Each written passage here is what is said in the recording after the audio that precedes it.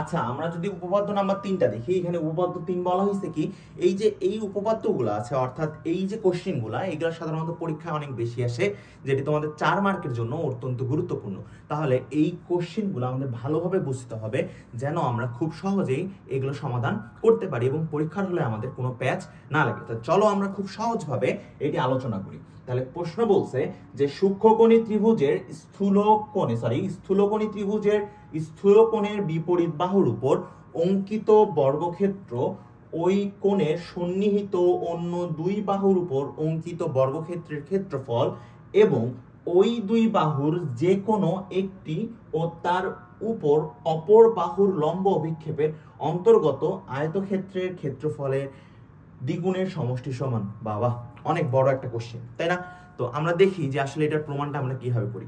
এখানে বলছে যে একটা স্থূলকোণী ত্রিভুজ, তাহলে খেয়াল করো এই যে ত্রিভুজটা আমরা ডায়াগ্রামটা আঁকছি, এখানে এ বি সি অর্থাৎ এখানে এ বি সি একটাই স্থূলকোণী ত্রিভুজ। তাহলে এই যে স্থূলকোণী ত্রিভুজটাকে আমরা সিটাকে একটু বর্ধিত করলাম ডি, এরপর ডি থেকে এ এর উপর একটা বা এ থেকে ডি এর উপর এখানে একটা লম্ব টানলাম যেটা ডি বিন্দুতে ছেদ করতেছে, যেখানে কোণ ডিটা হচ্ছে আমার 90 ডিগ্রি। আচ্ছা, এখানে কোণ বিসিএ হচ্ছে কি একটি স্থূল কোণ। তাহলে এখন পার্টিকুলার ত্রিভুজ এসিডি এর জন্য অর্থাৎ এই ত্রিভুজটার জন্য আমরা কি জানি, আমরা একটু আগে একটি সূত্র করছি, সেটি হচ্ছে অতিভুজের উপর স্কয়ার ইজ ইকুয়াল টু লম্ব স্কয়ার প্লাস ভূমি স্কয়ার। তাহলে এইখানে আমার অতিভুজকে, এখানে অতিভুজ হচ্ছে এসি, তাহলে হচ্ছে AC square is equal to AD হচ্ছে কি লম্ব এবং সিডি হচ্ছে কি ভূমি। তাহলে আমরা এটা প্রথম সূত্রে পেলাম, যেটা হচ্ছে আমার ইকুয়েশন নাম্বার 1। এরপরে ত্রিভুজ এ বি ডি অর্থাৎ সম্পূর্ণ ত্রিভুজটা যদি আমি খেয়াল করি, এখানে এ বি হচ্ছে অতিভুজ, এ বি উপর square is equal to BD square plus AD, BD হচ্ছে ভূমি এবং এডি হচ্ছে তার লম্ব। আচ্ছা, এখানে একটা জিনিস খেয়াল করি, বিডি যে রেখাটি আছে, এই বিডি রেখার মাঝখানে আবার একটি বিন্দু আছে, যে বিন্দুটি হচ্ছে সি। তাহলে বিডি কে আমি লিখতে পারি বিসি প্লাস সিডি। আচ্ছা, তাহলে লিখতে পারি বিসি প্লাস সিডি, যেহেতু বিডি এর উপরে স্কয়ার আছে তাহলে আমি বিডি এর উপর একটা স্কয়ার করলাম। তাহলে ওই পাশে কি হচ্ছে, এই পাশে কি হচ্ছে, বিসি প্লাস সিডি এর উপর একটা স্কয়ার হচ্ছে, যেটা আমি এ প্লাস বি হোল স্কয়ারের সূত্রে আসলে আমি ফেলতে পারি। তাহলে এটা কি হচ্ছে, যে বিডি হচ্ছে BC square plus CD square plus two BC CD. আচ্ছা, এখন আমি যে সূত্রটি লিখেছিলাম এই যে এখানে, ঠিক আছে, এখন এখানে আমি কার মান বসাবো, এখানে আমি বিডি এর মানটা বসাবো। আচ্ছা, আমি যদি বিডি এর মানটা বসায় দেই তাহলে কি হচ্ছে, বিডি এর মান বসায় দিলাম কার পরিবর্তে, বিডি এর যে মানটা ছিল সেই মানটা বসায় দিলাম। তাহলে মানটা বসায় দেওয়ার পর কি হচ্ছে, যে BC square plus CD square two BC CD plus AD square, এই যে এডি স্কয়ারটা ছিল সেই এডি স্কয়ার আমরা আগে যেটা প্রমাণ করছি যে এডি স্কয়ার আর সিডি স্কয়ার হচ্ছে কি এসি স্কয়ার। তাহলে খেয়াল করো এখানে এডিও আছে সিডিও আছে, তাহলে আমি কিটা লিখতে পারি, এটার পরিবর্তে এসি স্কয়ার লিখতে পারি। তাহলে আমি লিখতে পারি সম্পূর্ণটা যে AB square is equal to AC square plus BC square plus two BC CD. এটাই বলছে যে স্থূলকোণী ত্রিভুজের স্থূলকোণের বিপরীত বাহু। তাহলে এই স্থূলকোণটাকে সি বিন্দু, স্থূলকোণের বিপরীত বাহু হচ্ছে কি এ বি, কারণ এই যে তোমার এইটা একটা স্থূলকোণী ত্রিভুজ, ধরো এটা একটা স্থূলকোণী ত্রিভুজ, এই বিন্দুটা হচ্ছে সি, এটা এ এবং বি, অর্থাৎ সি যে বিন্দুটা এই বিন্দুর বিপরীত অর্থাৎ এইটা হচ্ছে তার বিপরীত বাহু, অর্থাৎ এই যে এটা বিপরীত বাহু, সেই বিপরীত বাহুটা হচ্ছে কি এ বি। তাহলে আমার প্রশ্নের সাথে উত্তরটা মিলাই, বিপরীত বাহুর উপর কি অঙ্কিত বর্গক্ষেত্র কার সমান, বলছে অন্যান্য সন্নিহিত দুই বাহুর উপর অঙ্কিত বর্গক্ষেত্র। তাহলে অন্যান্য সন্নিহিত বাহুটা কি এসি এবং বিসি। খেয়াল করো এই যে এসি এবং BC, AC square plus BC square ক্ষেত্রফলের সমষ্টি এবং দুই বাহুর যে কোনো একটি ও তার বাহুর উপর লম্ব অভিক্ষেপের অন্তর্গত আয়তক্ষেত্রের ক্ষেত্রফল সমষ্টি দ্বিগুণের সমান। তাহলে এইটার দুইটার একটি লম্ব অভিক্ষেপ হচ্ছে কি 2বিসি সিডি, ঠিক আছে, 2বিসি, এই যে 2বিসি সিডি, ঠিক আছে। এইটার প্রমাণ হচ্ছে এই যে এটা আমরা যদি বুঝে করি অত্যন্ত সহজভাবে আমরা এই প্রমাণটি করতে পারবো। আচ্ছা, এরপরের যে উপপাদ্যটি আছে আমরা সেটি দেখি।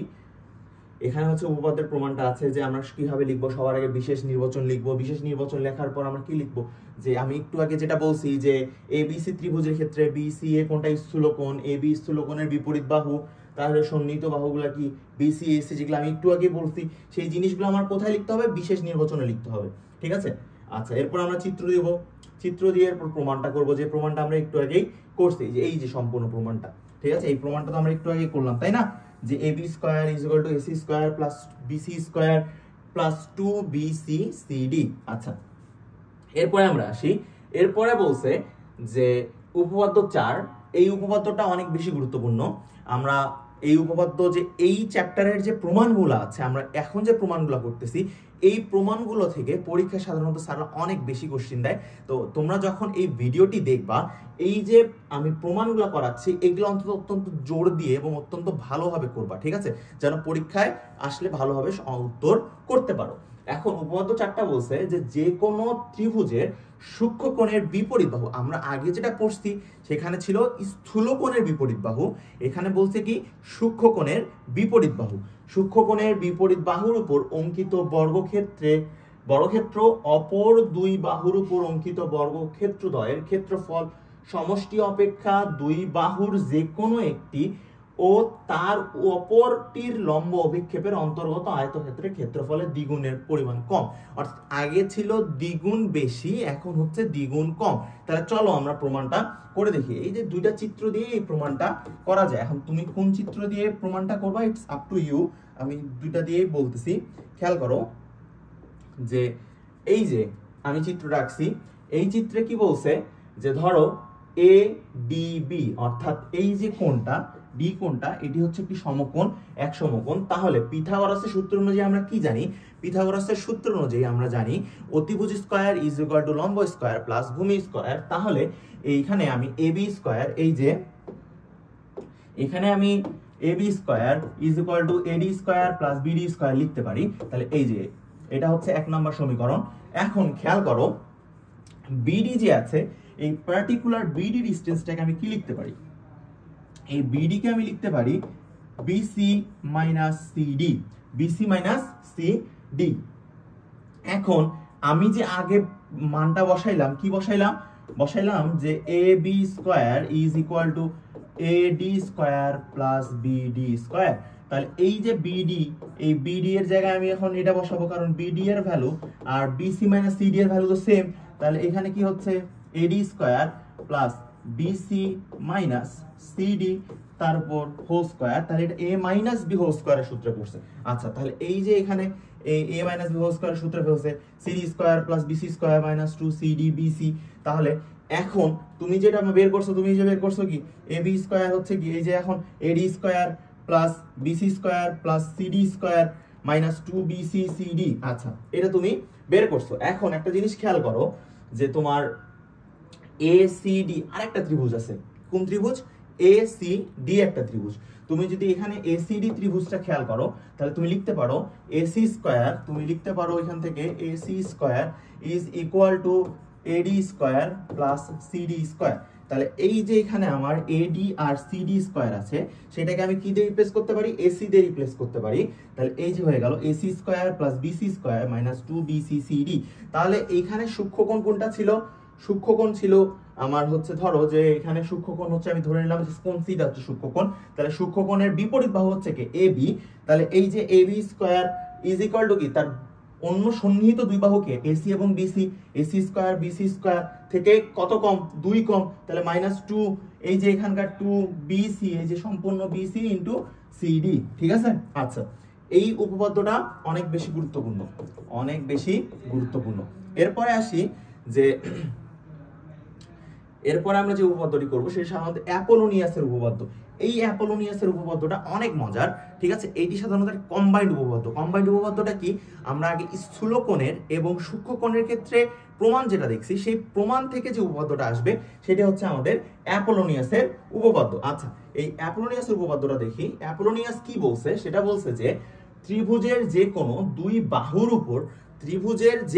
দুই বাহুর উপর অঙ্কিত বর্গক্ষেত্রদ্বয়ের ক্ষেত্রফলের সমষ্টি, বর্গক্ষেত্রের ক্ষেত্রফলের সমষ্টি, তৃতীয় বাহুর অর্ধেকের উপর অঙ্কিত বর্গক্ষেত্রের ক্ষেত্রফল এবং ওই বাহুর সমদ্বিখণ্ডক মধ্যমার উপর অঙ্কিত বর্গক্ষেত্রের ক্ষেত্রফলের সমষ্টির দ্বিগুণ। ঠিক আছে? অনেক বড় কোশ্চেন। ঠিক আছে, পরীক্ষায় সাধারণত ক নাম্বারে অনেক সময় আসে যে অ্যাপোলোনিয়াসের উপপাদ্যটি বিবৃত করো। তাহলে এই ধরনের কোশ্চেন যদি আসে, তাহলে এই যে সম্পূর্ণটা এই লেখাটা লিখতে হবে। এই জন্য অ্যাপোলোনিয়াসের এই বিবৃতিটা অনেক বেশি গুরুত্বপূর্ণ, ঠিক আছে? যে অ্যাপোলোনিয়াসের উপপাদ্যটি লিখো। তাহলে কি লিখতে হবে? যে ত্রিভুজের যে কোনো দুই বাহুর উপর, ত্রিভুজের যে কোনো দুই বাহু, ধরো হচ্ছে তোমার এবি এবং এসি, দুই বাহুর উপর অঙ্কিত বর্গক্ষেত্রদ্বয়ের ক্ষেত্রফলের সমষ্টি। তাহলে ক্ষেত্রফলের সমষ্টি তৃতীয় বাহুর অর্ধেকের উপর অঙ্কিত বর্গক্ষেত্রের ক্ষেত্রফল। তাহলে তৃতীয় বাহু কি আছে? বিসি। বিসি এর অর্ধেকের উপর অঙ্কিত বর্গক্ষেত্রের ক্ষেত্রফল এবং ওই বাহুর সমদ্বিখণ্ডক মধ্যমা। সমদ্বিখণ্ডক মধ্যমা কি আছে এখানে? সমদ্বিখণ্ডক মধ্যমা আছে ধরো হচ্ছে তোমার এডি।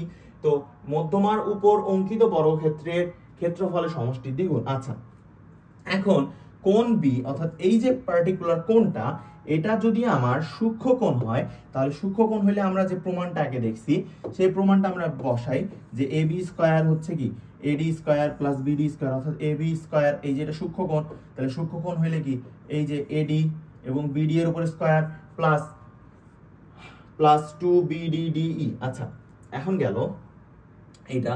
তারপর কোন এই ত্রিভুজ ADCA, তাহলে ত্রিভুজ কোনটা? এরপরে ত্রিভুজ ADC, এটাতে আমরা কি লিখতে পারি? AC স্কয়ার হচ্ছে AD square plus CD square minus 2CDDE। এটা কোনটার জন্য?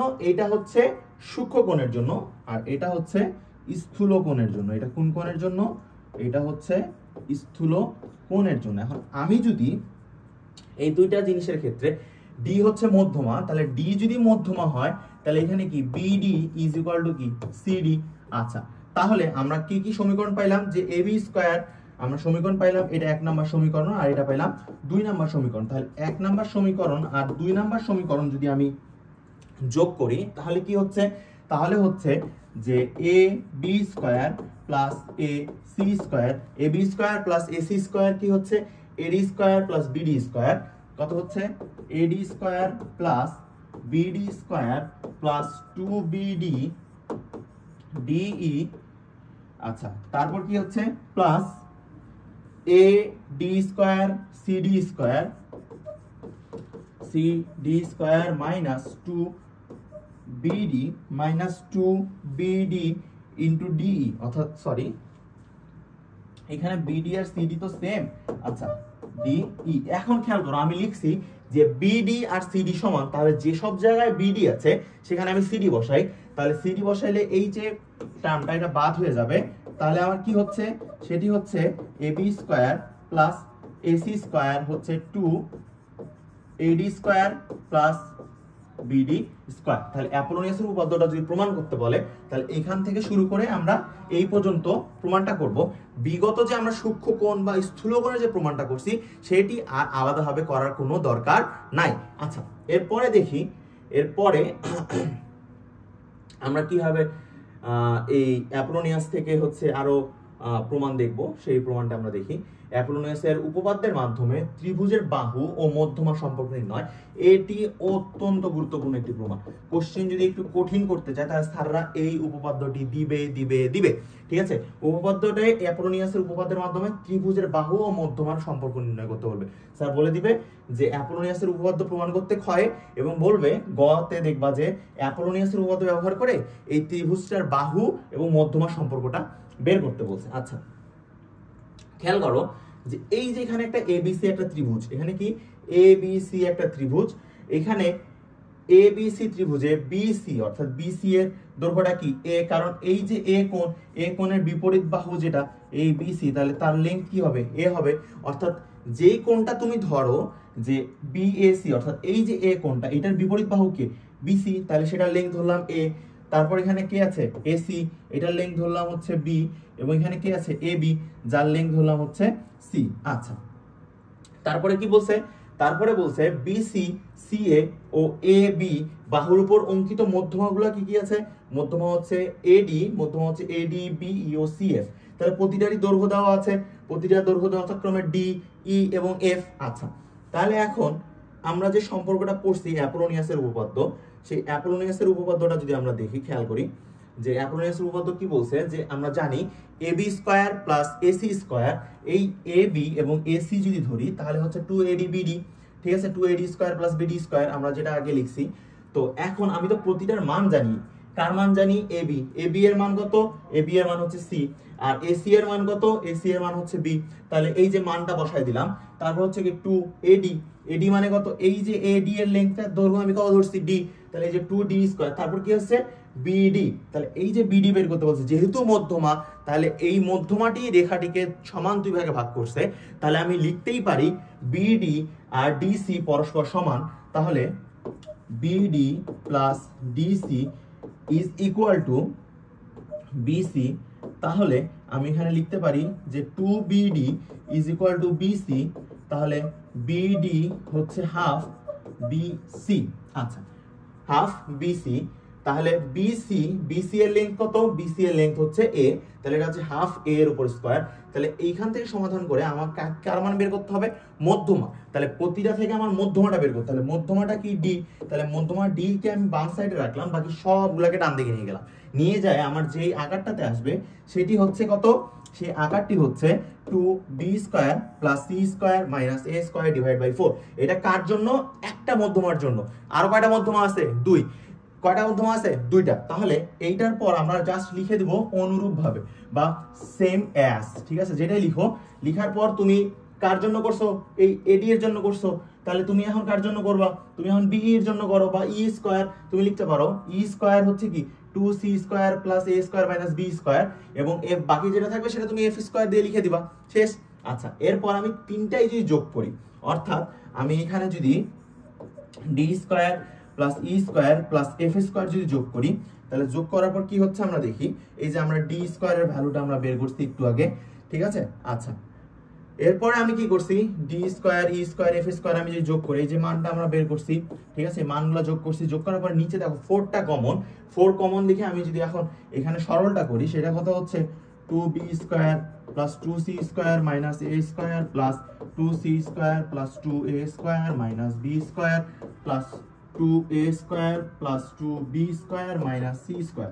আচ্ছা, তাহলে খেয়াল করো এখানে b স্কয়ার কয়টা হচ্ছে, b স্কয়ার হচ্ছে দুইটা, চারটা, তো চারটা থেকে একটা বাদ, তাহলে কত হচ্ছে, তিনটা, তাহলে হচ্ছে 3, তাহলে 3b স্কয়ার যদি হয় তাহলে অবশ্যই এখানে 3a স্কয়ার হবে আর 3c স্কয়ার হবে, সবগুলো যেহেতু সেম, তাহলে এখান থেকে তুমি 3 কমন নাও, b square c square a square আর নিচে কত আছে 4।